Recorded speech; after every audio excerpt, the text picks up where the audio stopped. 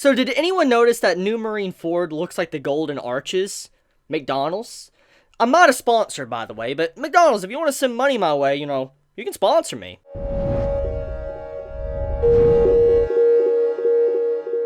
With the unexpected break from last week, none of us really expected One Piece to be on break, and when it finally rolled around right before it was about to come out, then we found out, I was a little bit upset. I was like, with the last chapter we got, it was really exciting. We finally got to see our first glimpse into the Revolutionary Army, and then we had multiple breaks right after each other. It's like, that sucks. But we're finally back. We're finally with a new chapter of One Piece, and my oh my, the wait was worth it. I will say that, because the content within this chapter, it's glorious. It's one of the big reasons why I love One Piece, and that is the world building. See, I know many of us love the action, we love the crazy fights, we love seeing, like, for instance, Luffy versus Katakuri. It was amazing. It was a great battle, probably one of my favorite battles of One Piece.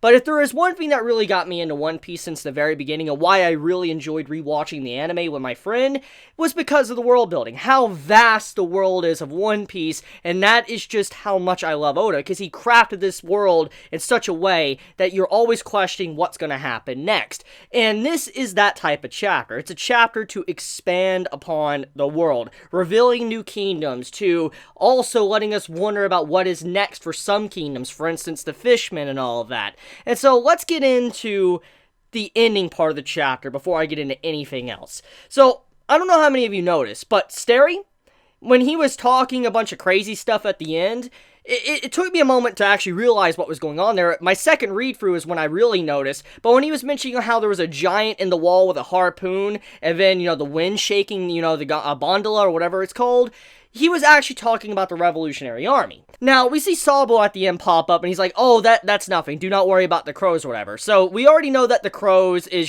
pretty much overhaul from, My Hero Academia. Okay, I'm joking, but I mean, we have it to where that obviously was a Revolutionary Army member coming in, and then we had Sabo there.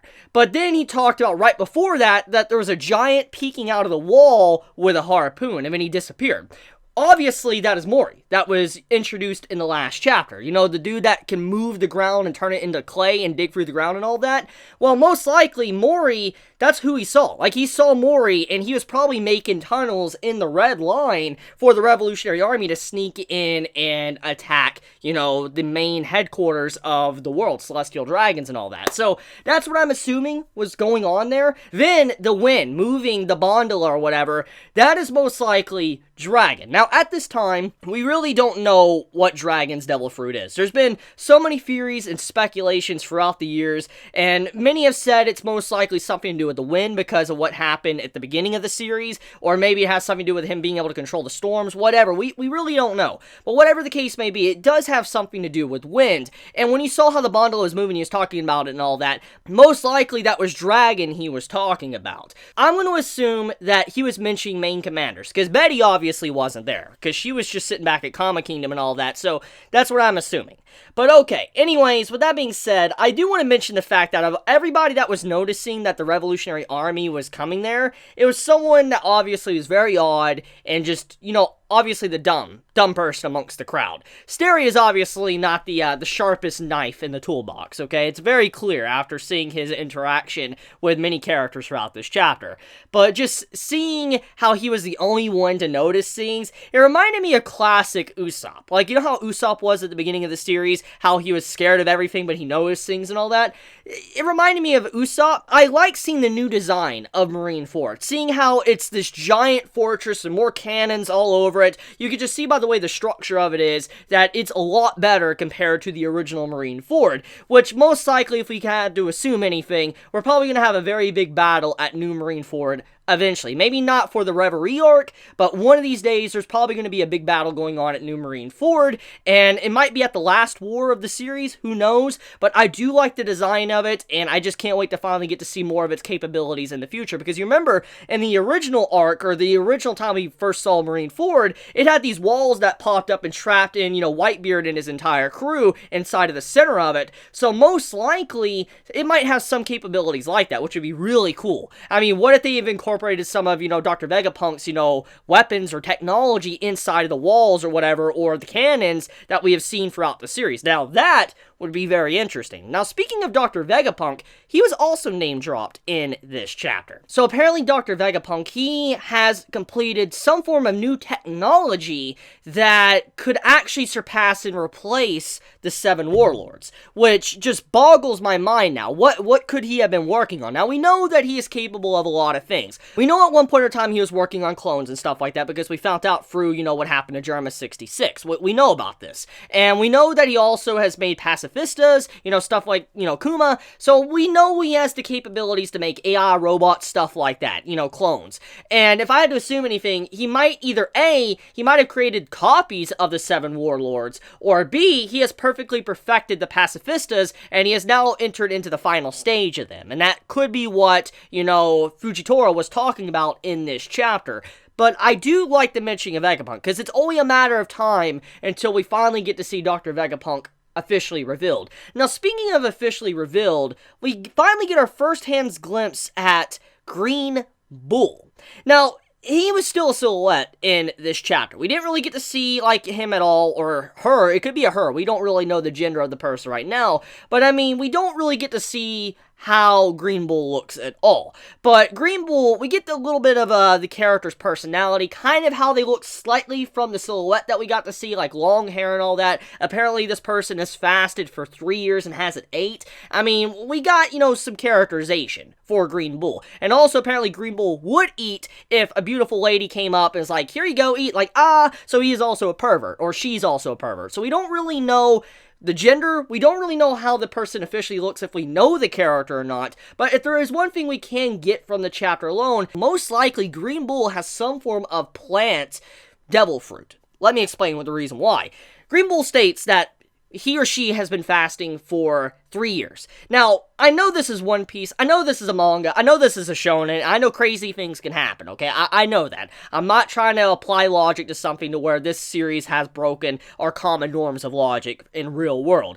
I'm just saying, looking at everything we have seen from this series when it comes to fasting, eating, and stuff like that, especially Big Mom, the arc we just left, seeing so not be able to eat for 3 years, that seems pretty much impossible, especially when we have Sanji as a chef, a cook, that's very vital to a pirate crew, and very important for the series. So, just seeing something like Green Bull not being able to need food for 3 years, that implies that most likely he's able to eat in other ways. Most likely, since he hasn't actually ate anything, he probably has photosynthesis. He might be some form of devil fruit plant user. For instance, what if he was a flower, vines, whatever, and that's why he's called Green Bull. Think about that. Green. Green, I think, is a hint at maybe plant. Bull might be the shape he could potentially take as a plant or something. I don't know if there's a type of plant out there that looks like a bull or whatever. If anyone knows, let me know in the comments below. Or a mythical beast or whatever that looks like a bull. Or a mythical beast that's a bull but has green texture or is like a plant or something. If anyone knows about that, also, let me know in the comments below. I do want to take a moment to mention that Fujitora took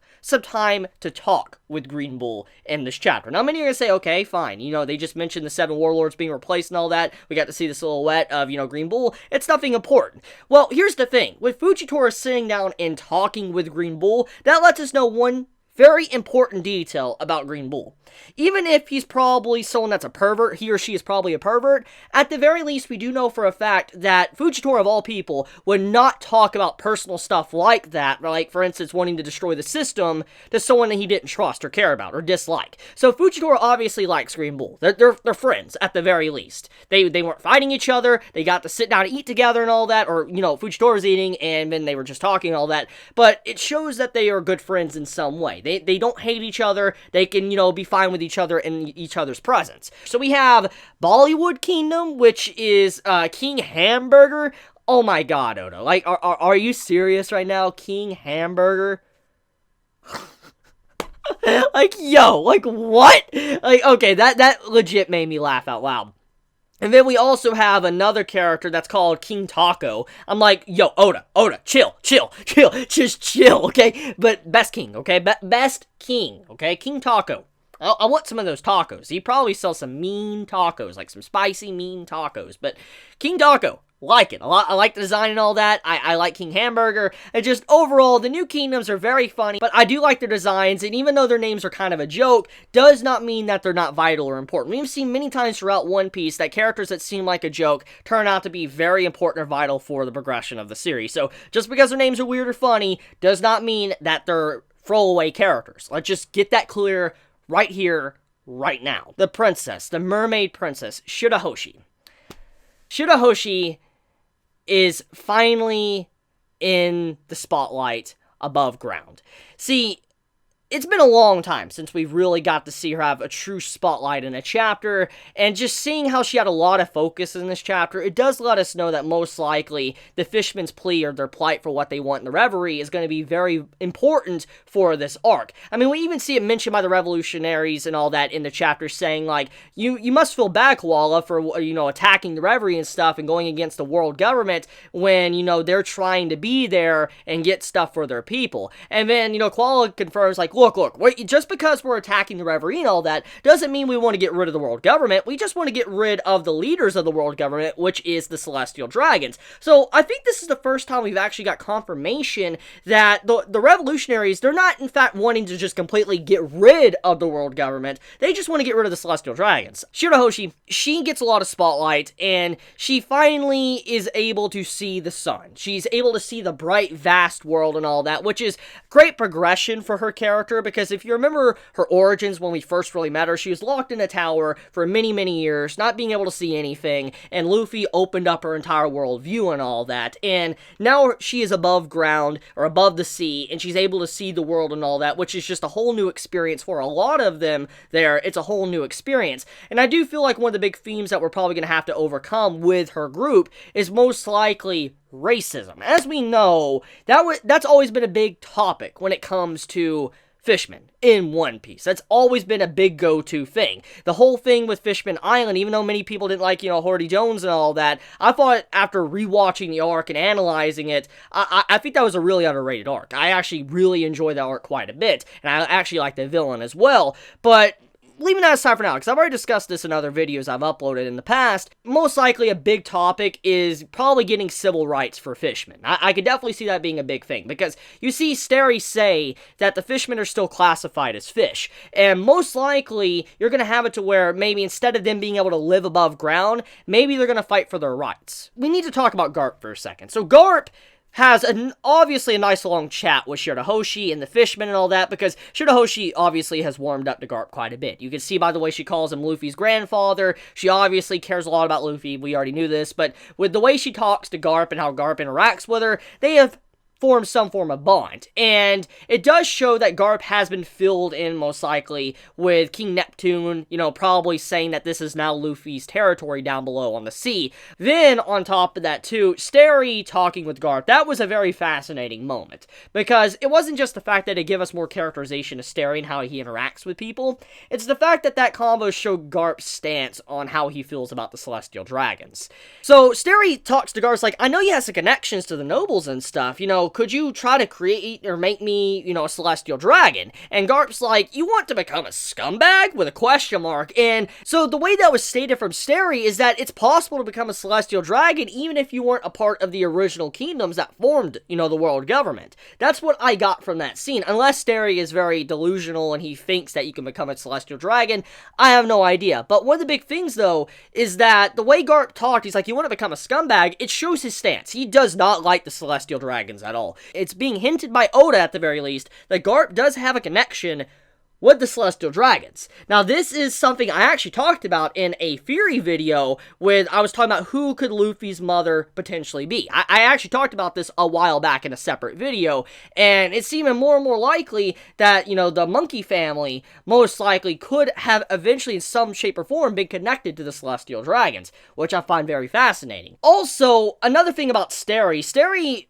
apparently his family, or he, killed the prince and king of his kingdom, and he ascended to the throne. That's what's implied with the dialogue from Big News Morgans in this chapter, so we'll probably get more of that eventually. Most likely he wasn't the one that actually did it, looking at Sterry's character. Most likely his mother or father did it, but we'll see where that goes in the future. But anyways, we also have big news in this chapter. He gushes completely over Shirahoshi, which I thought was really cool just to see. I mean, he does respect, best girl of the series. I mean, Shirahoshi is, quality, I do say so myself. I mean, she has some good, Hoshis on her chest. But yeah, that's pretty much it when it comes to this chapter. So, let me know your thoughts in the comments below. Do you enjoy this week's chapter of One Piece? Did you hate this week's chapter? I love you guys. You have a wonderful day or night wherever you live. Please be safe. Chibi out.